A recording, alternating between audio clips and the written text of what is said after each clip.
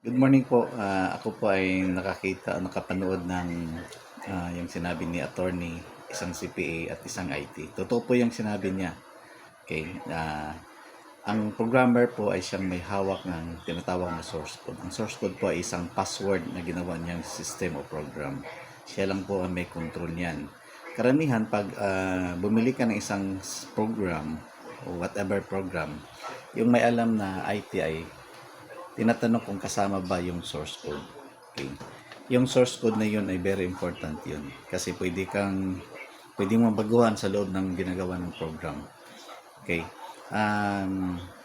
Yung namang sa Comelec, sa election ngayon ay, of course, sabihin natin, pwede magkaroon ng dayaan.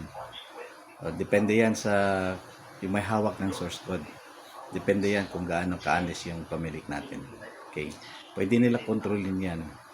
Maganda, pag walang dayaan talaga, dapat naka-off o walang internet. Okay, walang internet or yung pag transfer na yung USB doon sa hanover na yung USB doon sa server, kailangan may mga witnesses na ipasok yung mga election result. Okay, para makita na walang dayaan. Kasi pag may internet kasi nakapasok yung hackers o yung gumagawa ng program. Even though hindi ikaw gumawa ng program, marami nang magagaling na programmer ngayon. Okay? Marami nang marunong talaga mag-hack. Okay? Lalong-lalo na yung may alam na tinatawag na C++ o C language, no? Madaling makapasok yung mga magagaling na programmer. So, ngayon po ko kay attorney, dapat bilang isang Comelec, nasa inyo yung bula, kaya may hawak, nasa sa inyo kung dayain nyo o hindi.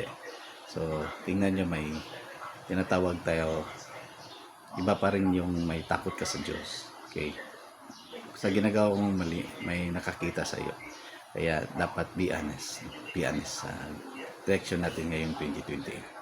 Okay, para doon natin masubukan yung sarili natin kung sino tayo. Kailangan lang natin yung may takot sa Diyos. Okay? Good morning po. Maraming salamat.